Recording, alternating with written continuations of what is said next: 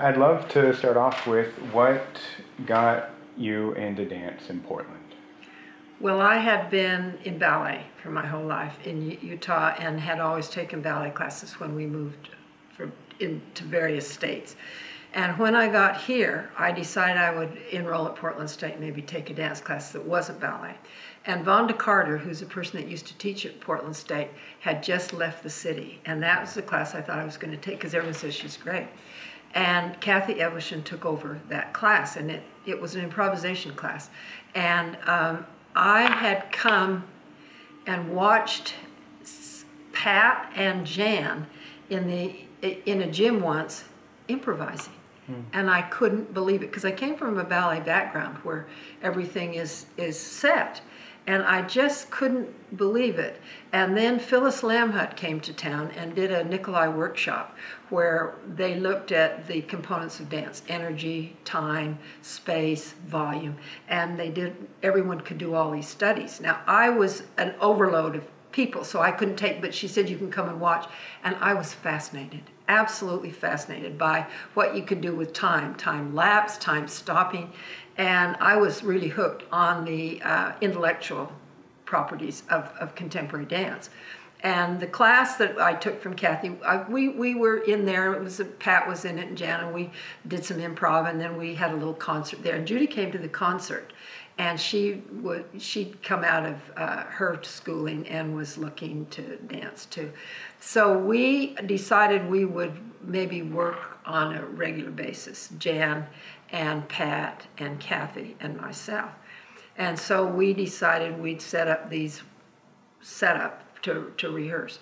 And I took dance here. I took from Jackie Schumacher, but she was very different than I had studied with Willem Christensen, who's a big mover, a man in Utah, and with a woman in Detroit who's a big mover, Rosemary Floyd. And so I was used to this huge, big movement.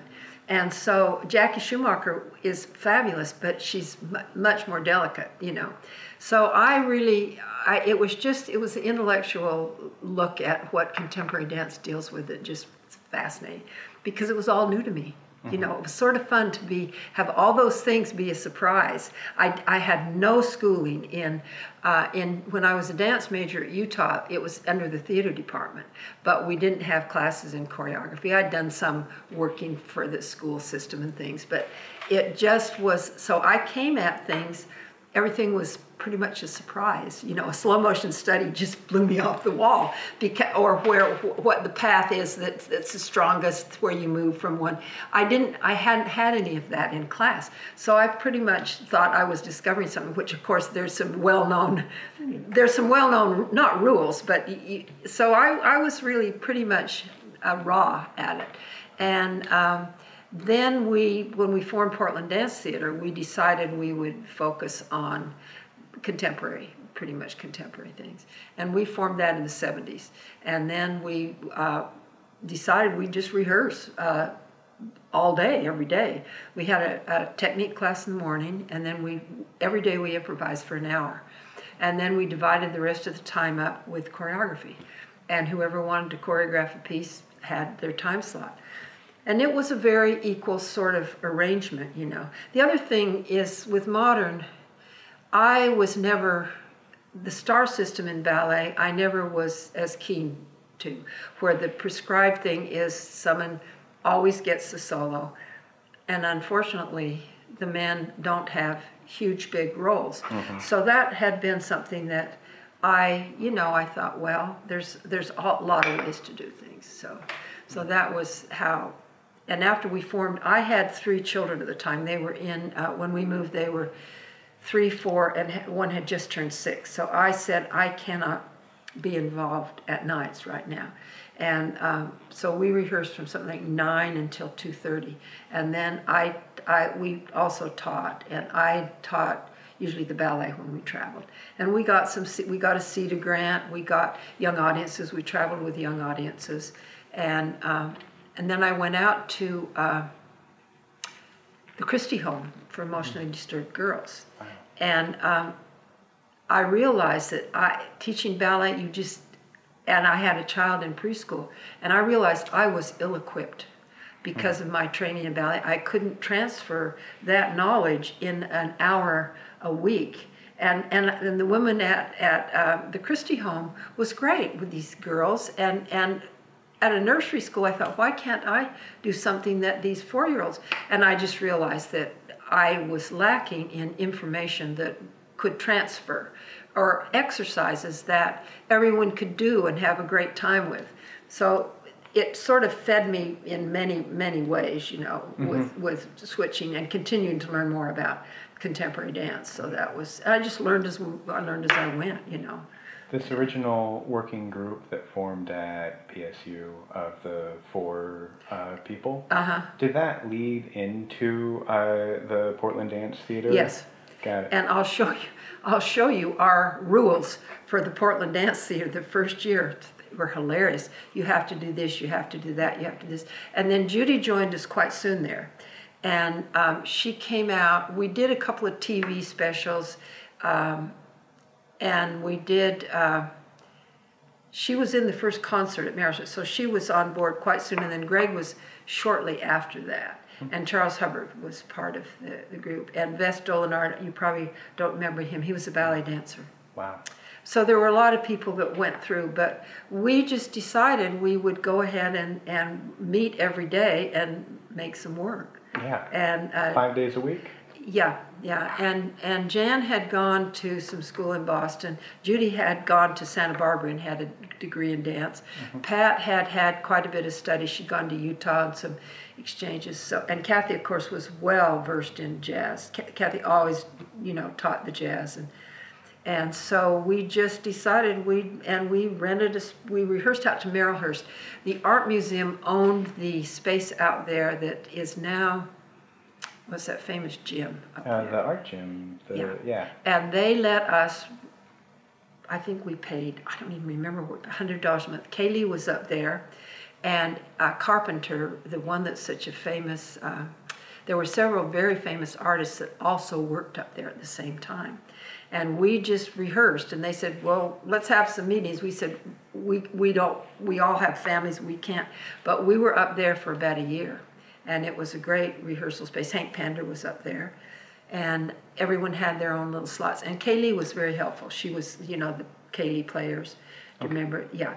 She gave us a lot of advice and a lot of help, and we did our first concert at Merrillhurst out in the gym there. And then we just continued on, you know, and got some help. The Cedar grants at that time, we traveled. Judy and I alternated because she had a family too. One would go for 3 weeks and 1 3, but we did some traveling to various, you know, states.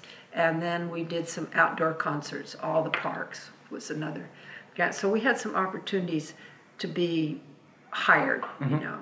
Were the company members sustaining themselves off of their work financially with the Portland Dance Theater? Or was this more supplemental and everybody had a... Yeah, and the one mistake, I was asked to write some grants, and I wrote one to pay the men. And the person that got those said, you cannot do that. That is not, do not put that you're going to... Because it was the old days, we felt, well, they'd have a hard... And I think one of the women said, why is this person going to be paid? No, most people had other things, and that I think is one of the reasons Kathy left a little sooner. She left to, you know, continue at Portland State, but people had other means of support, and we taught classes too. Right. And Ralph, of course, had a good salary. I mean, he's never had a private practice, but he's an oral surgeon. He taught at the school, and so I had. I didn't have to say, well, I can't do it unless, right. And I had been into the junior league in Michigan, and when we moved here, I said I can't do a placement out, and so I did young audiences free as my placement, and I also taught at the Christie Home as my placement to get the benefit for that. But then and then after 5 years, Ralph took the first sabbatical. It was in 1976, so we were gone for a year, and that's when I didn't return to Portland Dance Theater. Jan had formed Cirque, and I danced for Cirque. And but for those 5 years, we packed a lot in. Totally. You know. Are there some highlights with Portland Dance Theater, performance highlights that come to mind? Well, we just had a great time. I mean, people say, the audience, the kids would say, you like to do that, or do you think that's funny? I can't remember. We'd be raw. I loved the process, and we just had a great time at rehearsal. And we did improv, you know, for an hour a day, and we never did.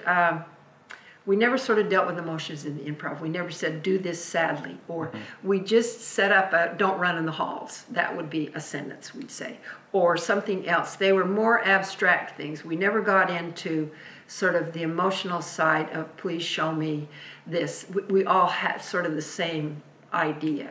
And then when I came back from the sabbatical, we went to Boston for a year, and that was great. And I took classes there when I was there and had a great time. And when I came back, then Nancy asked me if I would choreograph something at Portland State. So that was the first thing I had done at Portland State. Got it. And that wasn't part of Portland Dance Theater. That no, was no. just a commission. Portland Dance Theater had gone on. They'd hired 2 other people, Biggs Moscow and Carl Rowe, had been hired when I was gone.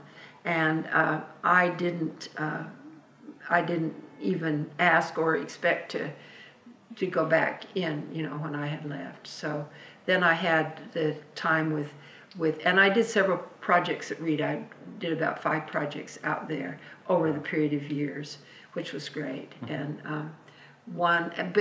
they always kept me Portland State right below half.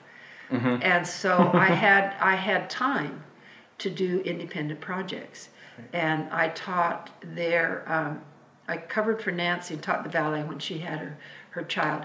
But being at a university, of course, you have a space, you have a tape recorder. It's a great advantage, you know, to have a place to do that. It's really hard for people that don't have access to that. Absolutely. And I never had an unpleasant experience with a dancer or a situation. If someone said to me, well, when will we be through today? I said, we're through. I mean, I have a very thin skin, pretty much. And I just wanted everyone to get something out of it, not be, you know, driven by someone else tells you have to do this. So one of the things people always criticize is I never put someone in a dance. I put everyone in the dance that if someone hired me, I put everyone in it. I never made, you know, a choice unless the hiring person said, I want a trio for these 3 people. Right. So often people said, well, couldn't you have been a little more careful? There's an unequal balance here with some of this, but I just like the idea of everyone sort of being included. But I never liked the process of refining things. Yeah. Getting all the arms the same length, so that my dances often looked untidy. And I look back at them and I realize that. But you can look at yourself and find patterns, I think, that you don't realize at the time continue on. And they're not bad, they're there, you know. And again, I would probably be, when I choreographed for the ballet company, Dennis, you know, he cleaned things up, and Sandy Baldwin. And when I choreographed for Keith Martin, he cleaned things up. You know, get the arm. So other people were kind of the fine tuners. Well, you have to be a little more. It just was fun. We always felt at Portland State it was better to try out on the rep group or in the classes 5 ideas, even if they were not perfect with the repertoire, than one idea that was perfect. Because for students, it seems like that's a great idea to try a lot of things and see how they work out. And it doesn't matter if you miss it by 1 count.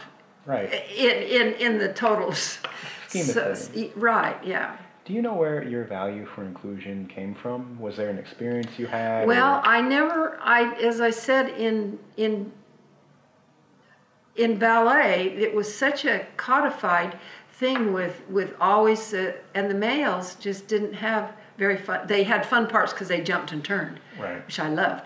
But it was so codified that I just liked the idea of everyone.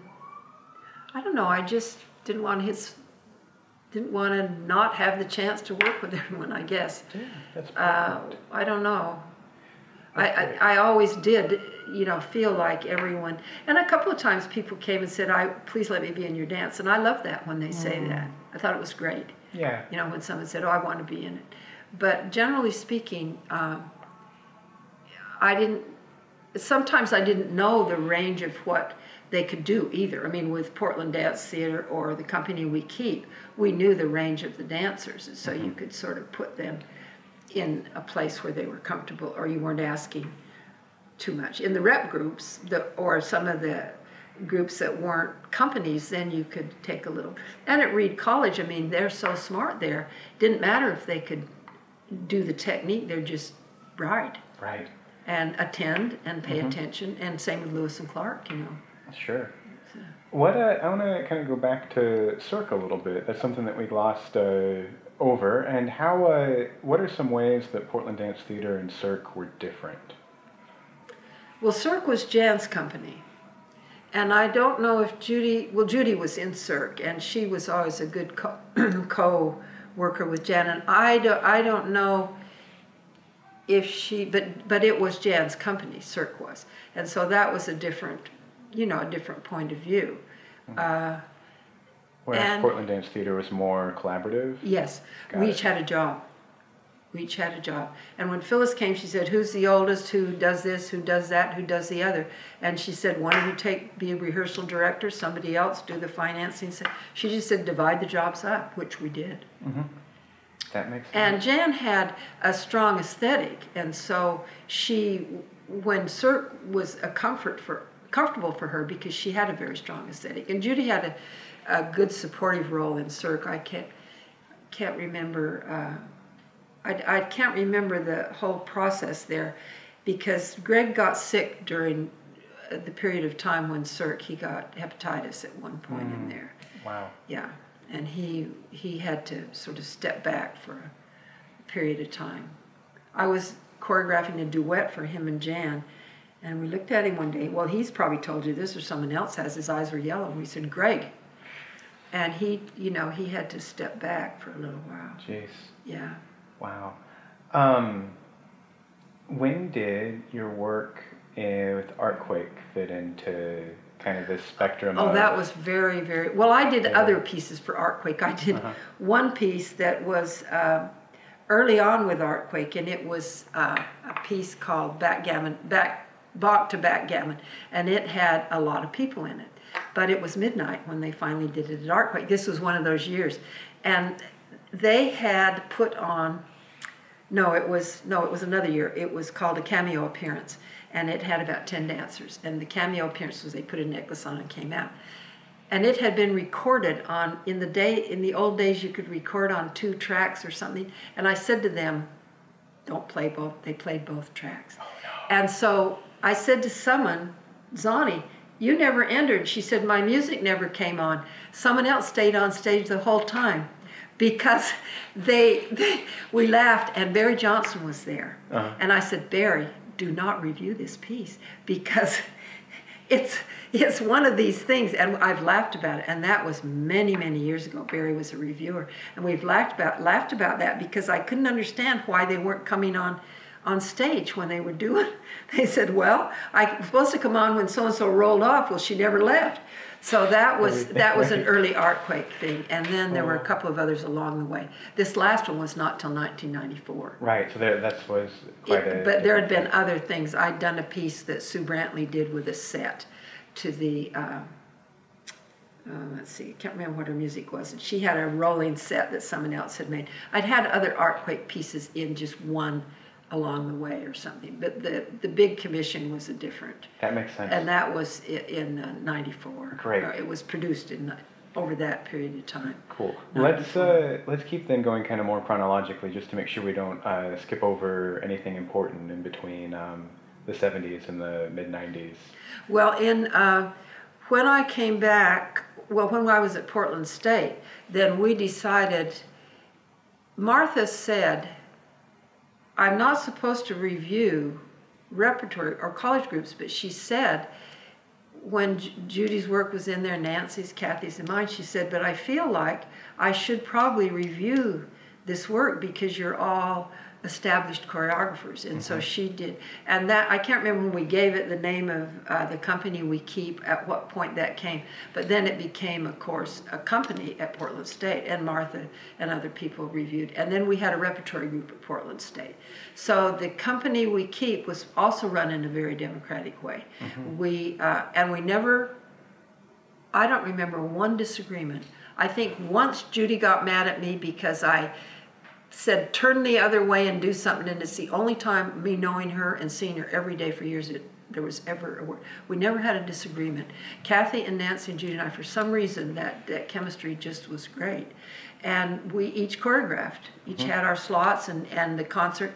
And the students, of course, they didn't necessarily want to come to see their teachers. They came. We saved our money and went to see something at the Civic, and we wanted to say, why? But people, no, some people want to dance, and they don't care. But the company we keep was and we opened the performing arts when Portland State opened up Lincoln Hall, and we each had a piece in that concert, and I did a piece with Florestan Trio.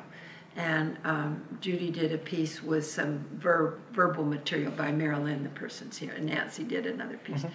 So that period of time at Portland State, we had a lot of work to do, and Donald McHale came twice to Portland State as a guest, and Nancy had a great piece in the first concert where he had her in a very strict thing for starters, and she took it off and was sort of free. Oh, wow. And she did a solo. And he came, and then he came again a couple of years later, and he, as a guest artist. And then I left in '85, went on another sabbatical. So there was a pretty long period in there where I was at Portland State. And I didn't go back. Well, I went back briefly to Portland State. We went in '85, and we went several places. We went to New York for a period of time, and I did a concert in New York in the '80s. And then we went to Florida for a period of time. And in the meantime, I was half-time, so I went to Alaska and did a piece up there, and went to Creighton University. But I was able to do that because I was part-time. That makes sense. You have the flexibility. Yeah. Just for the people who are not familiar with the company we keep, could you just give in kind of broad strokes what that was, how that company? Well, Kathy usually did a jazz piece, and Nancy did something usually where it had a musical base. She did a big piece with a set of Hank Penders, and Judy a lot of times did a whimsical piece. And I always did a contemporary piece. I did something with the Composers Ensemble, which was Eric Funk and Tom Svoboda. And we definitely looked at ourselves as not a ballet company and not a jazz company, but Kathy did do pieces she used the people that were most able to. Patty Benson was a very good jazz dancer, Tammy Gray. And those were the people that were in Kathy's pieces. So she was free to pursue a jazz piece. And we just felt like it was an opportunity for the students there, because Sarah Grindle was there, Bonnie Nedrow, Terry Mathern, and Sandy were both there, and someone named Zonnie Bauer, who went on to do something with Cirque du Soleil and Pat Robinson. There were a whole bunch of people that went on from Portland State to continue creating work. And Nancy was great about having them take the production classes and the technical classes while they were in school. But the company we keep was really an outlet for these dancers that were already quite experienced, to have a bigger stage, a proscenium stage, publicity and things, because most of them had all came already skilled in Right. one of the dance forms. And so kind of these new graduates from the dance program at PSU, They went on. They went on, but while they were at PSU, would they be involved in the company we keep, or after they graduated? No, they danced. They were the dancers in the company we keep, because we had maybe, I don't know, Melissa St. Clair, who still teaches at Jefferson, and Patty Benson, who's they were all members of the company we keep. They were in school, and so everyone was danced in the pieces that we did, which were pretty, well choreographed, and we didn't have a lot of time because of the confinement of school. They were taking classes. Sure. So the company we keep kind of became a repertory for the dance department at Portland State. Yeah. Got it. And for the dancers to be challenged and have a different experience than the repertory group, which was people that maybe were in 1 year and weren't as skillful, and weren't even have the time or energy or want to be. Mostly it had to do with skill level, probably. That makes sense. Yeah. And this is why Martha said I'm not supposed to be reviewing student work, but the choreographers are all professional. Well, or whether she said student work or college work. I can't remember what it was. It was a combination. Right. But then she finally said, well, you all had prior experience. She'd seen Portland Dance Theater and other things over the years. So I think it was a matter of her saying these things should be reviewed. Right. Yeah. Were you at Portland State when the dance program, when the dance major there ended, or was that later on? That was a little after. I left, and then it was just such a sort of a really, I'm sure the others have told you, it was based on they said, a duplicate of University of Oregon, and there hadn't been many to graduate, which of course it had just started. So the reasons weren't, I think it wasn't a wise thing, of course, to not have dance in the performing arts. And so that whole thing was just too bad. Yeah. And you were around in Portland during that time, even though you weren't at Portland State. Yeah. What are some of the effects that you saw in the Portland dance community after PSU stopped having the dance major? Well, I think there wasn't a home base for people to know this is where we go, this is where we'll take classes, and this is, that grounding that a place has for you, just like Conduit became a grounding for people to just know that things would continue and there'd be classes. And I think it's the same. And Dancers Workshop was the same type. There were several that started around that time. Dancers Workshop started, it started before, it was in the 70s when they first opened. But it was the same thing. It was a place that people knew they could take a class. And I think that the education, it was much more difficult for someone that wanted to pursue a dance career to get all those highly valued classes, not just the choreography classes, but the technical things that Nancy and other people were very skillful in teaching. Did that was great. I think that talking about having a home base and a landing place is just such a succinct and vivid image. Were you involved in the Dancers Workshop at all? Yes. I did a concert there right after they first opened called A Circle of Solos. And it was probably the week or the month they opened. And it was a series of solos. And it was called A Circle because we did it 3 times in a row. And Nancy was in it, and Armgard, the person from New York, who used to come and teach the Martha Graham classes at Reed, and Judy was in it, and many people, and we did the concert there at Dancers Workshop. Nice. And that was early. That was in the 70s. And then I taught there very briefly, taught improv there very briefly. And then later on, I did other projects there with other people because it was a continuing sort of thing there. I did something called Send in the Subs with some dancers from there. Josie may remember this. Once was running a rehearsal there, and I think 3 of them had babies or children. And Josie said, I looked out, and here's someone with their child, and here's someone eating a sandwich, she said. And here we're continuing on. Some of the rehearsal processes were hard in this. They still are. Yeah. But sometimes if someone didn't have a space, so you just plugged ahead. Even at Portland State, when I did pieces there with those that took classes, the rehearsal would be 45 minutes because they'd be between classes sometimes. So sometimes that would be the first piece I did at Portland State called Arcade, those rehearsals were very short. They had to get there, change their clothes, get in, and be gone. Wow. Yeah. But that's true in a university. They're about other things. Yeah. And I had a student say to me, I said, you've missed a lot. She said, well, I have other things on my plate too. Don't tell me I'm just going to get a B in this class. I wanted to warn her because she'd missed, but she said, well, what she was saying is you're not the only important person in my life here, and this class is not the only thing I'm trying to do. Yes, I get that attitude too, still, and I'm sure as students we also probably gave that attitude from time to time. Yeah. Where was Dancers Workshop located? It was down on right by the bridge down there. Can't remember what Morrison street it was on. Or no, it was on. I can't even remember. You'll have to ask Josie. You've probably interviewed Josie. I have, yes. Yeah. I can't remember what the location was. It's closer to the river.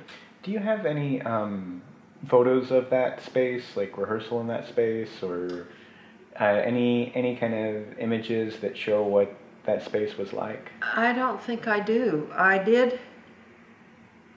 done several pieces there, and I can't remember if they're on any of the videos. Okay. I probably transferred them. Let me look at these. Sure. These are so hard to search through. I know. And we can also, take a moment to look at that after we get done talking too. Okay, if you don't know off the top of your head.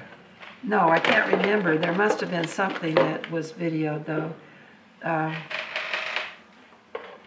But that's been something that's been hard. I've been looking for some sort of image of that Doesn't Josie place. have some things of that space there? She must. That's a great thing. She will. Yeah. I'll ask her because more specifically. Did, I know Michael Madden and Joan did a duet of mine there, and before they were through, I did a piece for all 10 of the people there. I can't remember what the name was, but I don't recall if they did a video because I didn't, I just didn't. Right. I had a crappy video, and people that see it, it's shaky and awful and just terrible. And no, because in the olden days, these are old things. So sometimes we have these videos, but they're so dizzying that you can't even tell what's going on. Do a lot of good. I'm just going to check and make sure that we're all still looking good here. Nice. You mentioned that you've done some. That one of the people you worked with was a Graham person that taught some workshops at Reed. Yes. And something that that we've been talking about with other people is the summer dance programs that Reed did. Yeah. Do you know much about those? Well, programs? I took those. I took the ballet from I can't remember what his name was. I took the ballet class, and I took. And then Armgard Van Bartelen taught Graham. And I can't remember how it came about that she asked me to choreograph for her. And I choreographed a piece for her to do at Sunnybrook, a tiny space that was about, I think it was supposed to be like 10 by 10. She's very big. She was about 6'3" or so. And I did a piece that she then did in my concert in New York also. And then she did it in New York. Vincent Martinez is somebody that I've been communicating with, trying to set up an interview, and it's been hard to nail down. I'm working on that, and I'd love to hear about the work you've done with Vincent. Well, we did a duets concert, the one at the Art Museum, which was called Bringing the Outside In. And I always hated the fact that the men seemed to do different fun things, jumping and running. And so I made a duet for me and Vincent. We did exactly the same thing until the very end. We're both left-handed. And at the very end, he writes his name. He writes my name on my back and I write his, but the rest of it we do exact. And no one would see that and recognize that. Nice. And he was a great theater person. And I did a couple of projects with him, but this was a duets concert, and Bill Will made the set. And he made a couch that was made out of, I think, stones, and he grew a coffee table that was grass, and he had peat moss around, and it was in the art museum for their, I guess it was the biennial. Anyway, Vince and I did that duet, and I have a copy of that. He is terrific in it. Oh, wow. I have a copy of that. It was called Duck Over Rainbow. Huh. And he was a talent, Vincent, just great. Had a great sense of humor. And he cut my hair in it. I leaned over and he snipped my hair off. And we did it. He's been in a lot of concerts that I've done. And fantastic. Yeah, he's great, yeah. I got ahead of myself a little bit because we're talking about Reed. And I wanted to ask you, what are some of the ways that you've seen the Reed Summer Program affect the Portland dance community? Was there Well, Keith Martin was one of the big ones there, and then he transferred from being involved with that and bringing people and starting his company, and I think that was a good training ground for Graham. People know, I don't think people had the experience of that pure Graham till they put that in. And the ballet teacher was terrific, I can't remember what his name was. But they did some, nice concerts there. Through the Reed Dance Program or the summer? Through the summer. Yeah. Yeah. Nice. And Josie was there too, right, I think? She probably was. I can't remember when Josie took out there. She's done concerts out there, definitely, because she's was very active at Reed College, the college part. And I can't remember in the summer program what exactly she, was. I can't remember the summer program. Josie's young, Well, I mean, pretty young relative to Vincent or me, of course, me. But I think the Reed program gave really high-quality training. Watanabe taught there, too. He taught jazz. I did never take the jazz class, but they had very well-trained teachers there. And I can't remember how many years it even ran. Yeah, I'll dig through. I've dug through the Reed archives. I think I have that information somewhere. What was the structure of the classes, though? Was it like drop-in, or did you sign up for a month or for? No, and I went once to the ballet class, and went out, and the teacher said, "You didn't ask permission to leave." And I felt like saying, "I'm going to raise my hand and say I have to go to the bathroom." No, they were strict. Wow. Yeah, they were very, very professionally run classes, all of them. And did it last the whole summer? So if you went for... I can't remember how many weeks it was. It may have been 3 or 4. I just don't recall how many weeks it was. Probably 3 or 4 weeks. But they taught one class and then another. There were several classes in a day. Wow. And so people could take several classes, too. They didn't overlap, so that you just had to choose one. That makes sense. But then you'd get that 3 or 4 weeks to study with one teacher in Graham technique, or... but you could take the Graham technique classes, and then you could also take the ballet class, and you could take who was teaching the jazz. And so you had a wide range of possibilities. So you're able to really immerse with different teachers, exactly. But get a real nice breadth of... And of course, it's a great campus out there. It's beautiful. Yeah. Absolutely. Yeah, that was a nice period of time in there. Very cool. Yeah. So let's see. In your story, we've got you coming out of PSU and going on sabbatical to Boston, and then coming back a little bit. We've jumped around a little bit, but after that kind of chunk of time, what happened next for you? Well, between 76 and 85, I was at Portland State, and that's when the company we keep was busy and doing a lot. And then we took another sabbatical, and without children. We had gone to Boston during the bicentennial. Oh, wow. which was a terrific time. It I was bet. in 75, 76, and that was just a terrific time. But when we went in 85, 86, we didn't have, our children were away. And so we spent the first 3 months in New York, and I did a concert there. Lisa, who used to teach, used to be at Reed, was a student at the Little Red Schoolhouse, which is a private school in New York.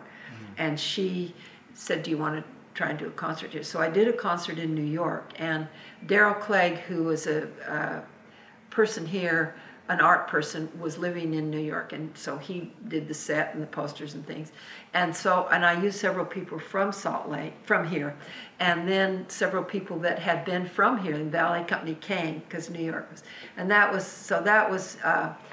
and then Sandy came, and Sandy was in it. She sort of really helped me a lot with that concert. And Peter, what was his last name? Richards, he was from here. He was in it. And someone else who's an African-American dancer that moved there was in it. It was a cast of about 10, and I rehearsed several places in New York. It was, 14 floors walk up and all over the city, but it was a great experience just to, that was good.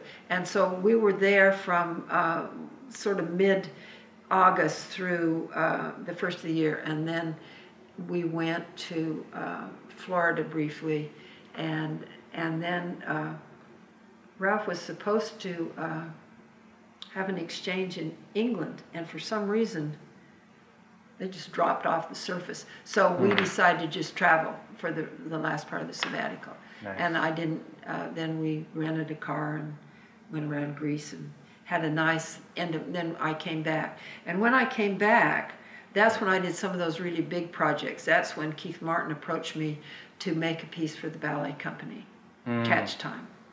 Wow. And that was with the Tom Grant Band. And that's when I did a piece for Josie around that time. And I didn't return. I was at Portland State just briefly. I think I taught the choreography classes, just the one class for. And then, in the end, I felt like I was pretty opinionated. If teaching choreography, if I ever had a suggestion, it was always, well, just bring through an elephant. Or I felt like my aesthetic was pretty specific, and I maybe it had run its course of me being as helpful as I could with choreography that people needed. But so I taught the one choreography class, and I had a lot of guest people come in for that. It was fun, a different person each time. But that's when I did a couple of those big projects. The Catch Time was a huge project with the Tom Grant Band. And was that Catch Time, that was before OBT, or? Yes. So that was with Pacific Ballet, or who commissioned that? Was Keith Martin commissioned it, and Dennis was in it, and that early Linda Chiquera, who had been with ABT, was one of the dancers, and that was the first year. They did it 4 separate times, and in the meantime, it made a change, and Dennis Spade became, more active in that. But that was a time when I did quite a few projects, independent projects. And what was the name of the piece that you did with Josie? I've done many with Josie. I can't even remember. I can't. I've done several for Josie. She did one at her school that she went to. She was in the film. The film that I made took place in various places, and it was sort of your look at how these people would react under odd circumstances. And Josie's odd circumstance was she was at the beach, and it was a horrendous day, and she doesn't give up. If I say you get out there, she wears a blue silk dress, and it's a stormy day, and she's out in the water, and she's just being whooshed around, still trying to do the steps. That's the first part of that. And then she was in my backyard on a slopey grass thing, and my son is with a fire hose squirting her. She never gives up. And it was and that piece was in a concert that she did in New York. It was in concerts here. And then Min was out to Judy was at the recycling center. And she had black lace stockings on, high heels, and they let us go out there to that recycling center. Wow. And she was climbing up the garbage, and her shoe comes off. She gets to the top, and she just rolls down this. It's a great view of Judy. It's a really a look at how these people dealt with it. Greg was, you know, those styrofoam balls out to Oak Parks. Mm-hmm. He was in that, and I said, just get comfortable, Greg. And he'd push the things away, and he'd roll around. He was there, and Sarah Grindle, who was a dancer from New York, was on those tires going around. She's tiny, and she wore a white lace dress, and she's dancing around on the tiles. And Vincent was. Min was out to the nursery in the narrow thing, and people were throwing tennis balls down on him, and he's speaking in Vietnamese, and his mouth just was different. You may have seen the tape. It was the one they did at Merrill. It's a 30-minute tape, and it has all these people doing in adverse circumstances. Melissa St. Clair was in a open U-Haul with lampshades hanging, and she's trying to balance, and my son is parallel parking this, and it's going like this. Melissa never gives up. There's a pile of books. They fall over. Anyway, this was just great fun. This was the one we did in the summer. But all these people, it's a real look at each person and how they dealt with these circumstances. That's phenomenal. Nobody gives up. And that was called No Rights Reserved. No Rights Reserved. I was out at Ohio State when the Merrill-Hearst exhibit happened. And I didn't get to see it. Yeah. Do you still have a copy of this that I could... I have a copy of the tape. Because Great. that tape, the piece was... I would love to see it. That would be really, and really I don't phenomenal. know, there were many divisions of this. And maybe, this is it. It's called Off Location, No Rights Reserved. And the first one was 30 minutes. Mm-hmm. And then that's the film. And this has the film and the dance. Yeah, I don't know if that's my only copy that I've transferred. I have it in these other, I have a VHS of it. Okay. Several. Fantastic. But that was done quite a bit. But like everyone says, that'll be a picture looking at these people because they put in these odd situations, you know. Yeah, absolutely. And then we went out to the Lake Oswego, and they all wore their formals. This was a couple of different versions of this film.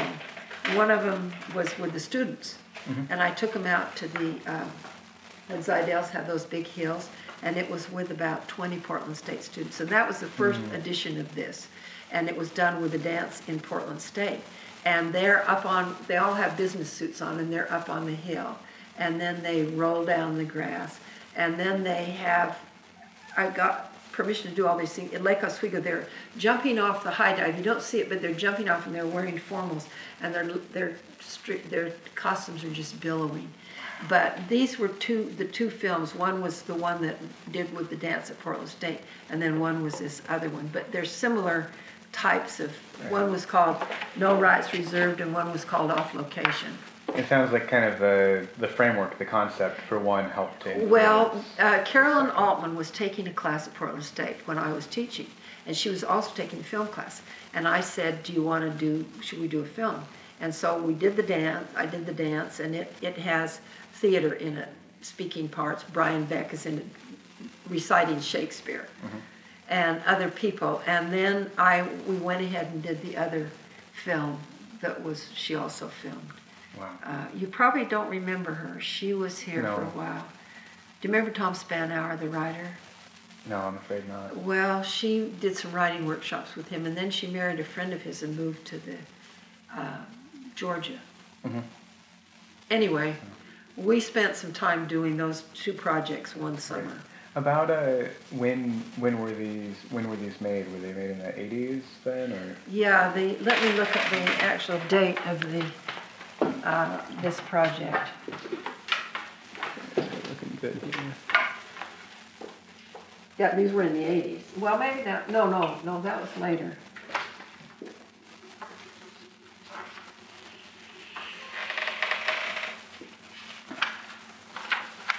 I don't even know if Off Location, a 30-minute film. It was for the biennial exhibit at the Art Museum, but I'll be darned. It was in the 90s. Artquake was 94. Mm-hmm. These were when I was still teaching at Portland State. Mm-hmm. Of course. Oh, 87 was no rights reserved. Okay. And you were at Portland State through like the late 80s? Well, I came back briefly when we got back from sabbatical, but I didn't take over as one of the co-directors of Portland Dance of the company we keep. Right, you were there just doing Judy just did that. I didn't take that back. Sending the Subs was done in 1988 at Dancers Workshop, and that might have something. So the other one, Off Location, was also 87. That's the film. Okay, great. But I was still teaching at Portland State. I just wasn't teaching that much. That makes sense. Yeah. How's your energy and focus? Do you want to? Oh, I'm fine. You're fine. Great. Cool. I just don't want to talk your head off. Oh, all this information is fantastic, and it's doing such a wonderful job of giving detail and some more specifics and pulling out that picture that other people are kind of. It's hard to, and some of it I can't remember the exact dates. Sure. And this was also a while Ralph ago. and I went to have an anniversary trip or something, and our kids said, well, what is it? And we said, the such and such, and they said, well, that's not the such and such. We both gotten the number of years we were married wrong, so that was not good. Yeah, and luckily those dates are unfortunately recorded. After that, like I danced in 2 of Mary's concerts, but they just aren't documented that much. And Mary was in. I did another very big project at PCPA, the Center for that place up there. Well, the Portland Center for Performing Arts, or it used to be called. Can't remember. Mary Beebe ran it for years, and it was. They mostly had out of state, or out of the country, not out of the country, but out of the city guest artists. And I did a project there, and that must have involved 20 people too. Wow. It was a 2-part thing with all my children were in it, and my husband was in it. And Ralph is a student of getting his work done, and I have a daughter, my oldest daughter, who's very good at puzzles, very focused, and then a younger daughter who had long blonde hair, and a son who played basketball. So Ralph came early around the corner at this place and set up a desk with his work out. And I said, just do your work. And he'd come early, and I'd say, well, we aren't rehearsing. He said, well, I'll get so much done. And then Anina had an Eschler puzzle. She didn't even look at the dance. She sat in the middle of that space. I said, Anina, you don't have to work on the puzzle. You can see the dance. You can look.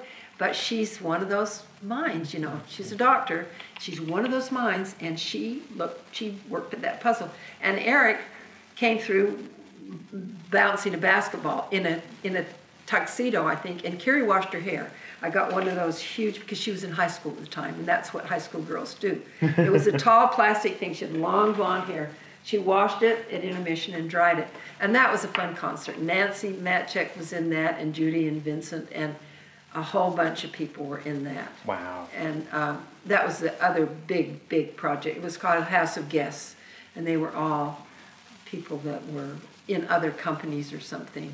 Joe Morales was dancing at that time. And how did it work out for you to choreograph that? Did somebody ask you to do that, or did you have your company that you? No, there's a list here of concerts that I just self-produced that were in spaces that I just had to rent. And this was one of them? This was one of them. Got it.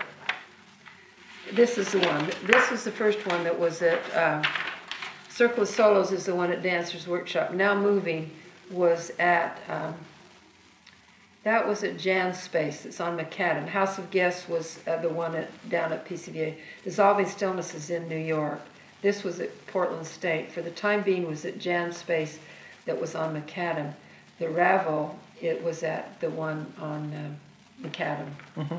Tuck in Your Skirts was at Susan Banyas's. Dream as well, yeah. And Reed College Concert was at Reed College. Those are ones I just had to rent space for. Yeah, that makes sense. Yeah. You said that you did a couple pieces with Mary. Was that around this time, or It was very late. Later. And those were well. She danced in several of mine. She danced in both of the ones that For the Time Being and Ravel. She danced in both of those, and then I danced in two of her concerts. It's probably the last big concert I was in. There's a picture of me right there with Ann Bell, and that's from Mary's. It's right at the bottom. Oh yeah, I see that. That's from Mary's concert, Oh. and she made a duet for Ann. And then I danced in one earlier that Christy Edmonds was in, and several people, and it was done. It was in a different space. I danced in two of Mary's concerts. They were probably the last two people I danced in, except one out to Linda Austin has this thing out there where they do these odd. Do you remember? Have you been out to Linda? Yeah. Well, I did that one year. That was the last performance I did. I did it with the theater person, and we had a great time out there. Very cool. And so that was probably the last time I performed. But Mary's was the other last two, right. And she's great. Mary's just great to work with. What are some things that stood out to you about working with Mary? Mary is just very well. She's just very fair, and she knows what she wants, and she'll keep her working and get it. I think, and she's just a very easy person. I think. And then I'm always amazed that then she can dance. I'm always amazed that people can dance their own dances, because I've only been in maybe 3 of mine and just can't do it. It's hard. Some people, it's easy for them. Right. But and I think she just is she has a grounding in literature. She knows where her ideas come from. And I don't know, mine just come from just odd things. They aren't based on the intellectual things as much as a lot of people. But Mary, she's a reader, and she knows where some of these ideas germinate, That makes sense. So that part I've, really enjoyed. Plus I knew her when Coco was born. So I've known her for a long time. Wow. And seen her leave, seen her grow up, and over a period of time, known her quite well, and then didn't spend as much time after we moved, and didn't see her as much around the time that she was starting to have the problem. Sure, yeah. It sounds like during the 70s and 80s you were very active with dance in Portland. Is that kind of the And I was in the 90s with those huge projects. Right. Yeah, because I rehearsed the Artquake. I rehearsed probably 3 or 4 times a week with anybody that wanted to come, and with various parts of that. And I gave Sue Brantley, said, "Do you want to do something in this time frame?" She did something. And I said to Catherine Egan, she did something. And I gave them part of the time that I'd paid for to rent, and they did their own with the dancers that were there. But they did pieces that then went into the other thing, and Carla did something. They all did something that went into that 3-day project. But I did that. I rented, Linda was renting a space called Coil that was down, and I rented that for, I don't know, a year or something that year. And then Judy, luckily when we had all 50 people, she arranged for me to use Portland State, the gym, and then it got to be good weather, and so we could go outside, because if you have 50, well, it was never all 50, but it was a lot of people. Right. So I rehearsed those. But that was a project that I just said, anybody that wants to learn this duet, come. And I always went over the duet, but then there were other pieces in that concert that I worked on at the same time. How did you get connected with Artquake? Did you apply? Did they ask you to be involved? No, they asked me, but as I said, I knew Christy Edmonds. She was on the committee. I had done a duet for Linda and Christy when they first had a relationship, and I did it for Mary and Catherine, and also Sue Brantley and Joan. Okay. And they were based on Mary and Sue. Mary and Catherine knew each other.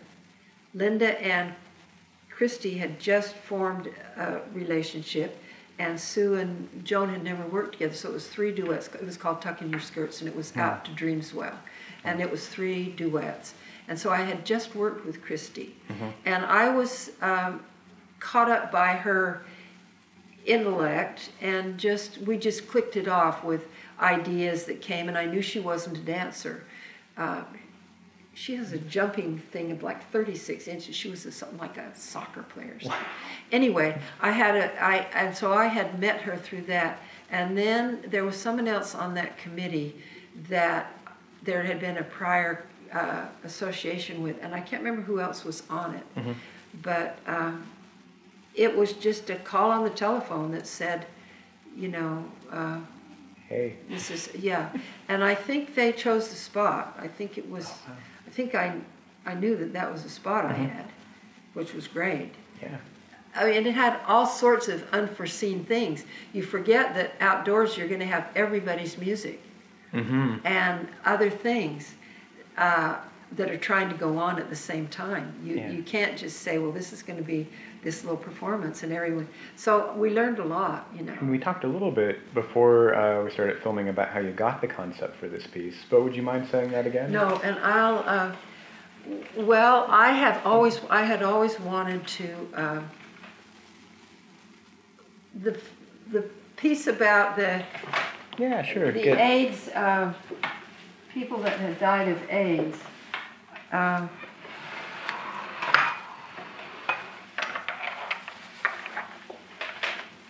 Well, this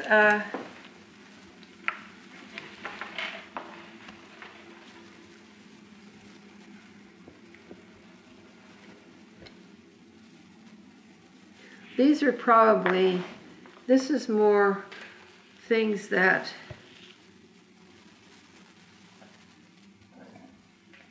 sometimes starting with a project, I ask people a lot of questions. Like, here's Barry, who died of AIDS, and his gesture, I asked him for a gesture. He collects his hair in his hands at the back of his head, and he likes horseback riding.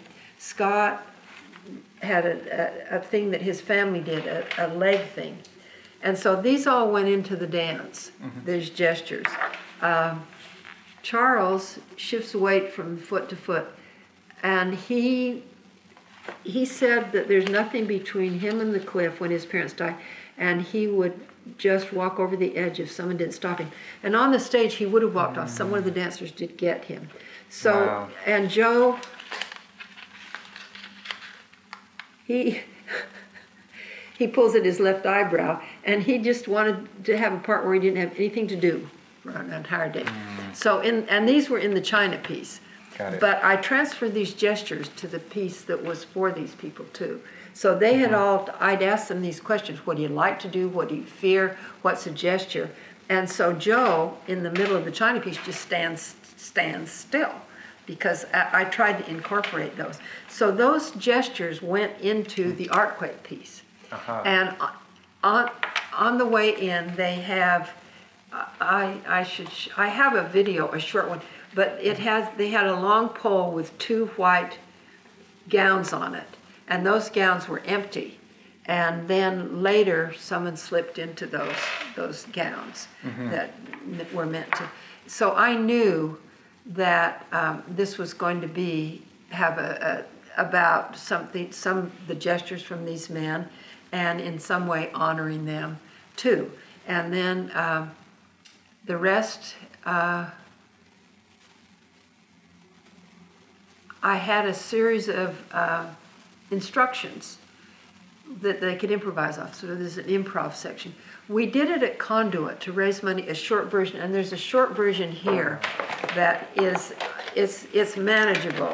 It's called Honor Winter Sunday, and that shows part of the dance, but it's not the whole thing. David Bryant edited this for me, and they had a benefit at Conduit to raise money, and I gave them the money, and they put a new floor in with it, and it was for the I can't remember, but I just can't let you take these because I understand. I've had a hard time with paying attention, and I forget who has them. Yeah, and you want to, they're valuable. Sure. But the way I always had to do, because there was no video, is just make paths. This was the first dance I did, and I had seen one of those marble things where the marbles go down, they don't hit each Yeah. other. So I wanted to make a dance like that. So these are the paths, and everyone had a color. Okay. But I used to give these to the lighting person, and they put them on their wall like a painting, because Wow. they'd laugh when they'd see them, because I'd do the whole dance. It's the only way I could explain a dance after I went away on what was happening. And then I always asked them to write me, and this is how I would do like a storyboard, like a film person does, I guess. Like, here's 2 minutes into a piece, and here's what's happening, slow, slow, slow. 6 minutes, 1:45. So I'm keeping track of what's happening. This was Polaris. This is the last dance I made. It was on Polaris. Wow. And the next to last dance was on Mary's company. And these were her things here about Mary's. And this was Polaris. And this was, I think, from Catch Time, Dennis's piece or something. Yeah, here's Dennis's. And they all laugh when I put, because I'd have to put my glasses on, the ones I could read in, the ones I couldn't read in. And they'd all laugh at me. But that's okay. And this was the, Dennis's part. But that was the only way I could do it, because there wasn't video. There wasn't computers. Right. Even if there were, I wouldn't have learned, because I still haven't learned. So that was the way it was done, and that's the way I did it. And I put them in books, and I just wrote everything down. And I was never a person that could go on the spot and make movement. Never. And I tried with Sandy in New York. I just can't do it. I always knew exactly what I was going to do, and I could always dance it. I did it at home. I had a big basement area. They had a cement base, and I did it right to the space it had. Wow. If it was a 20-foot space, it was a large unfinished room. And I just tried to do it any other way, never could. And I always knew, and that's why I was never in my own dances. I could think of the person, I could think of Judy, I could think of Greg, and I could think what for them to do at home. Right. And I went in and I taught it. But I just never was able to go in, no matter how patient they were, and say, well, now let's do this. So that was just, I always went in knowing what was going to happen. So you had your process, and you knew. And I tried it other ways, but I, see, and I would write, this was the last piece that Ann Bell did, and Linda did it. But I just had to write everything down. And in this day and age, that's a tedious, now you can video. Right. But here, this Notebooks and notebooks. I must have had 50 books, and I threw them all out. I kept one, but this is just the way I kept track of things. Yeah. And now, it would be different. Be much different. And I just kept a couple. So the gather that we can see here really informed what the duet was for Artquake. No, No. the duet for Artquake was a duet that I had made for Ann Bell and her husband. And I had wanted to make a piece for a man and a woman where the man was not gay. Because I wondered, sometimes men are placed in that position of doing these love duets, and women are too. Sure. And I just wanted to see what would happen with a husband and wife. And Reuben is a very good dancer. And they, as I said, they had danced with Dan Wagner, and they were in the concert that I did called Ravel. And it was a duet that they did, and it was made to do in a small space. They lived up in Joseph, and we rehearsed in a small space. And then I had various people do it. Joan did it with Michael Madden, and Josie did it in New York with Frank Schau, who's 80, Wow. at least 80. And so I wanted to see what would happen, and as it turned out, Ann and Reuben had split, but it's the exact duet they did. And I already knew it, and I taught it to several people alone. And you could talk during it. I did part of it during Joe Morales' funeral, talked it through. But that's what the duet was based on. It was a duet that I already knew, and I knew it could be done in a small space, and that anybody could do it. They're very good dancers, but because it was a small space, they didn't do big things. They maybe used a space this big, so you could only do so much. Wow. But that's what the duet was based on. that I had started this project. I'd always wanted to do something like they used to do where you go live in a house for 3 days and you do all this stuff. Well, this sort of satisfied that because the Artquake project was an ongoing thing that lasted for a long time. And one group went up to the park one time and they just improvised themselves for an hour on the material. And I'd wanted to sometime make a piece where anybody that wanted to do it could. So it satisfied lots of things for me that I had really been interested in doing, you know. Yeah. But the duet came from that, and then the gestures came from the men's things, and the walking down with the empty gowns and then slipping into them came from honoring the people that had passed away.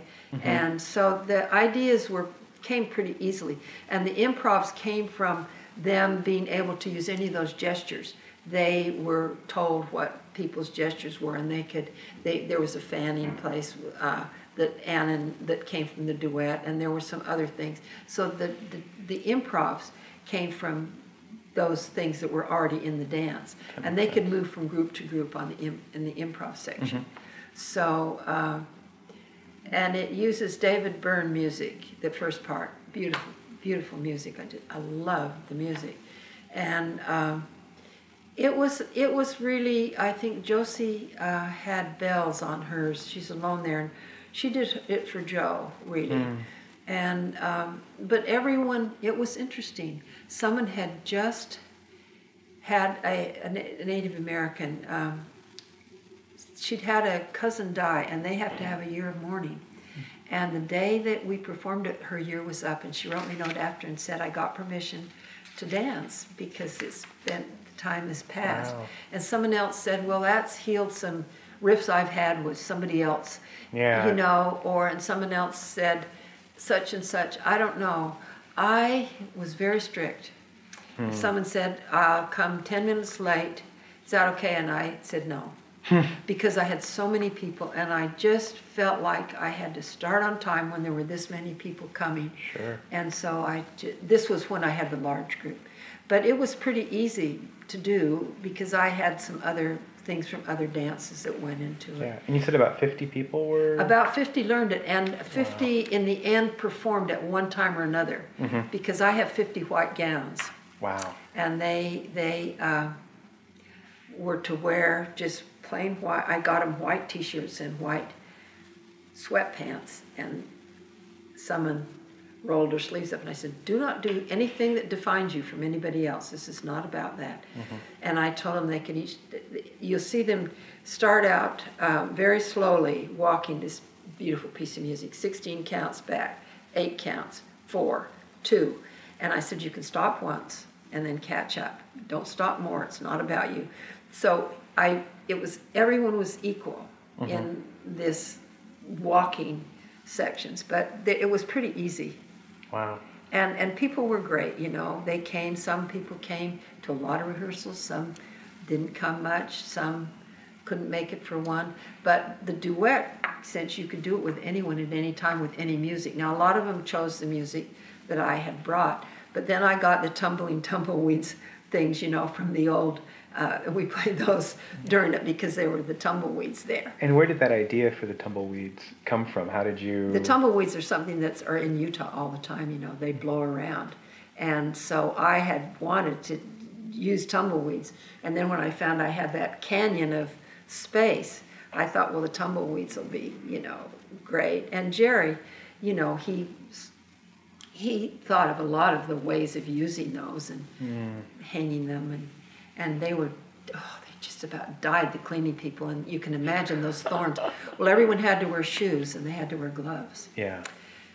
And I talked to someone that had been on the cleaning staff there later, and they said, oh, brother, because those tumbleweeds, you know, sure, they got around. Yeah. But we had the circle there and outside. It just lent itself to making an igloo, making a maze, and the dancers brought their pitchforks, their shears. They had a great time. Nice. I mean, what was the name of this piece? I know we've talked so much about Unexpected Tumble. Unexpected Tumble. Yeah. That makes a lot of sense. Well, there were a lot of different well, there's there's a book of the program for the 3 days, but there's just so much, there's so much information, you know, so much to look at that Sure. I think you'll just have to pick a small idea and say, this is what we're going to think about. And that's really the goal of this film, not to have a comprehensive yeah. history. That's and impossible. I think, you know, that they're just, I look back and I know that they're just certain patterns that I had, like not wanting to eliminate someone. And, you know, I always, of course, had the goal, I had to like the material. I felt I wanted the dancers to enjoy it and be challenging. And, of course, if I was hired by someone, I definitely wanted them to be pleased. And you never know if they aren't pleased. I mean, nobody's going to say, well, we won't be having you back. Right. Well, someone did, but that was one of the ballet people that didn't want to have monitors. Wow. For people that don't know what Artquake was, is there a way to kind of summarize what Artquake? Well, it was usually about a 3-day festival over Labor Day that had all the venues: theater, music, art, dance, all going on in all these venues around the city. And I can't even remember when it started. Well, I did it 7 times, so it started back. But and then it only went, I think, I can't remember what the last year was. When it ended, did it feel like there was a void or an absence? Or and did I it don't just remember kind of... what it was, whether it was just a lack of financing that they had to deal with or not. I'm just not sure what was the cause, but yeah. Yeah, it was probably public funding, you know, Because it was a huge process, and coordinating all this, because the Symphony Hall was in use and all the performing spaces in the, you know, the Newberry Hall and all of those were in, they were all in use too at various times. Did it feel like a loss for the performing arts community, or did it just kind of like go away and something else, people just moved on to do other things? Was there a big loss with Artquake going away? It's hard for me to say, because it was the last big project I did, and I had sort of gotten out of my system. I couldn't have done another project myself, so you don't think maybe do I miss it personally? Right. Because I just got so much out of my, not out of my system, but tried so many things I had wanted to try, all in that 8-month period or something. And then people didn't, I paid them according to how many times they performed the big piece, you know, certain number, and kept track, and they had different partners each time, but it just was fun, you know, to see what everybody came up with. Absolutely. So for me, and I don't recall what took the place, but you know, things change so much. Someone else steps up and has a festival, or and Conduit was very active in having guest teachers and guest performances and other things. Yeah. Do you think that things do change right along, and do you think that dance in Portland is changing for the better or for the worse? Oh no, I think it's for the better. I think I think all this wide range of possibilities are great.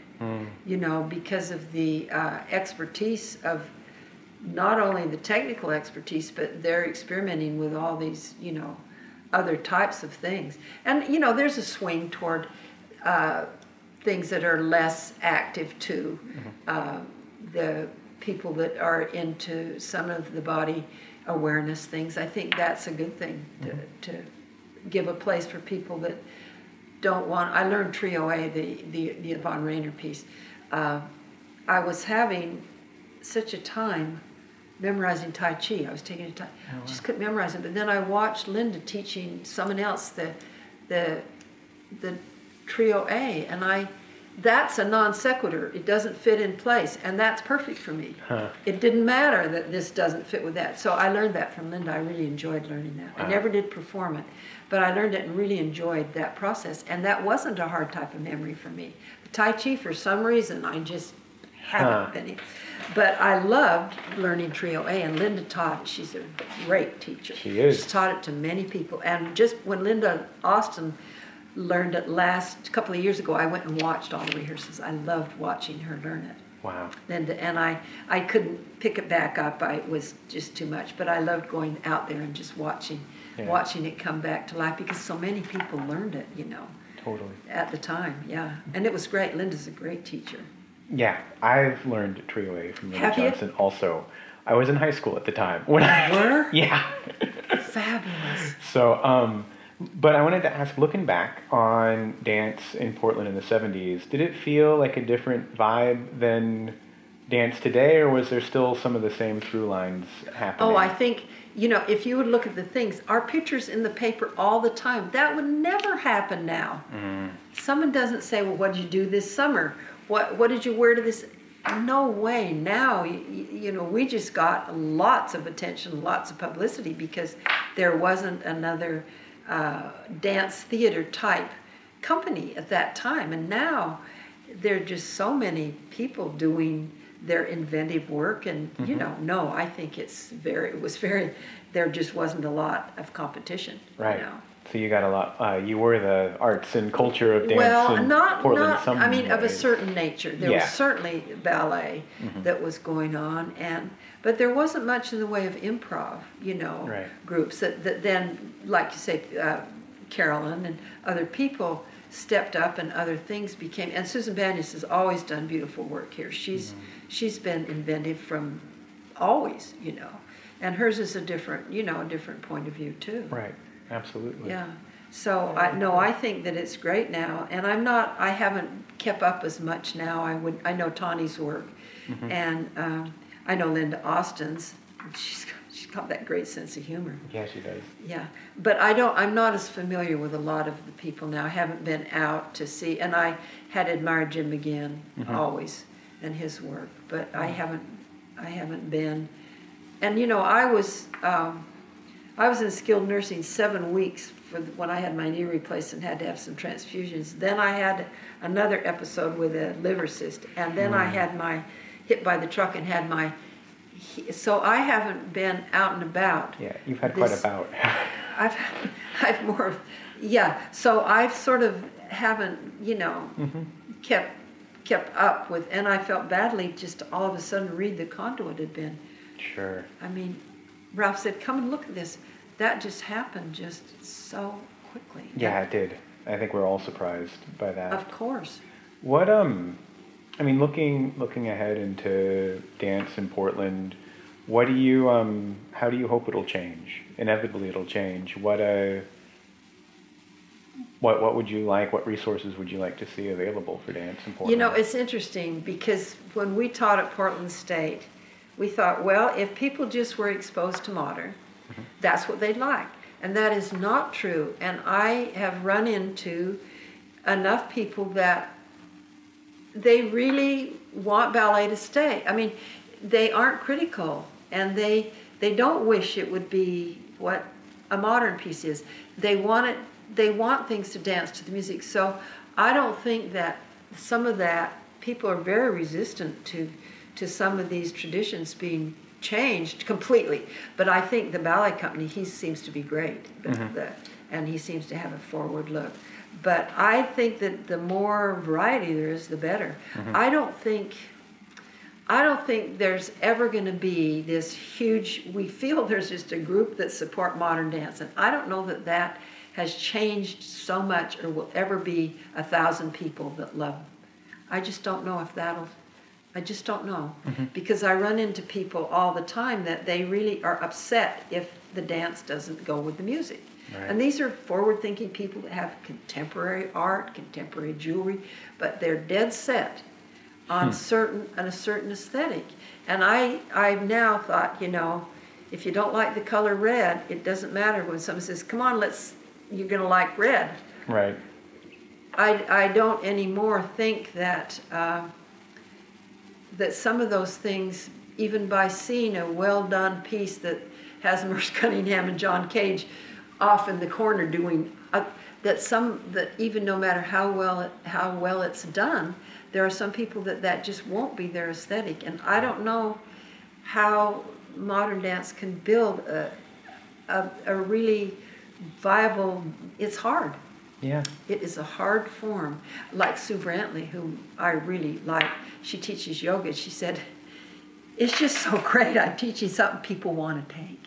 Because the modern classes you probably run in, well, maybe not so much at Lewis and Clark, but you run into this resistance. And now I think people do the hip hop, which is great. Mm-hmm. And I think that's great. Totally. I think it's fabulous, you know. And like some people have sustained, like Tracy Durbin, she's been able to last through all of this, and she's a great talent. I don't know what I would say could be better, just more people to attend, but I'm not sure that, I think the form will change and become, it's like the kids that have an outfit, when their mother or father dresses like them, they don't want they want to have their own outfit. And in a way, that's probably the good thing about contemporary dance. If everybody is already knows what it's going to be, expects it to be, someone's going to change it. Mm-hmm. They're going to move out of that box. And I think moving out of the box is great. And even if, but that's why the support probably is a little slower coming. Yeah. What do you think? Do you think that it's going to be easier for the contemporary companies to get audiences and money, or that?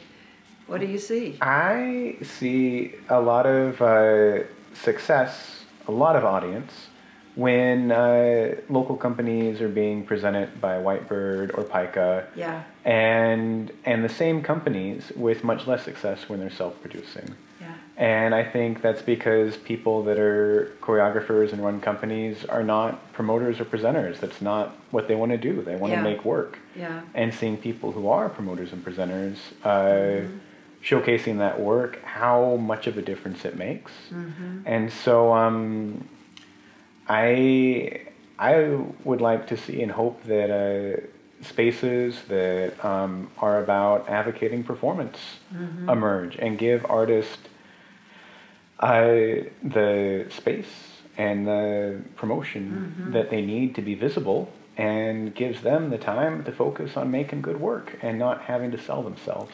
I think that's really is the bottom line. And Jan did so much with both Portland Dance and of course Cirque when it was hers. She just did so much of that, and her husband and then her first husband, Mike McCauley, she just did a lot, which none of us even probably realized with all of this scheduling and all of this that was done behind the scenes, the bookkeeping. But I agree with you. It's just people are either business oriented or they just can't sort of put enough time, even if they want to, into that aspect of it. Yeah. It's hard. Absolutely. I mean, both making work and helping to present work, those are two full-time jobs. They are. So. Yeah. This is great. We've covered so much ground. Sorry. That's fine. Before I turn the camera off, and I do want to make sure I don't get a ticket. I've got a little bit of, like maybe 10, 15 minutes left. Yeah. But before we wrap up here, I just want to see if there's any other holes or things on your mind, or maybe something that we glossed over that you want to talk more about. I don't think so. And it was interesting. I said to Ralph, I'm glad I got these things out yesterday, because I was very sad in a way. You know, I got all these pictures out and all these things just came welling in. And I said, it's probably good. Well, I wouldn't have waited until this morning anyway. That would have been ridiculous. But no, seriously, or to even talk about it. I said I'm glad that I got them out yesterday, because there's a sadness to giving up. I love the process. I just love the rehearsal process, because I never was in a contentious situation. And that's just, you're spoiled. You know, everybody wanted to be there and gave their best, and it just was, just fun. Yeah. You know, and so that part was, that was a little sad. And I said and it wouldn't have mattered to me if I hadn't been part of this either, because now I feel like it would be fine. Things move on, and there's plenty of people that are active and need to have their voice heard and some time and energy put in to doing things too, you know. But I'm glad you did speak to Nancy, because she had been extremely helpful with me, not when I worked at Portland State, and just helping with everyone that went through that program, getting them jobs, giving them assignments, encouraging them. And she continued that, I guess, you know, down in California too. Right. Yeah. Fantastic.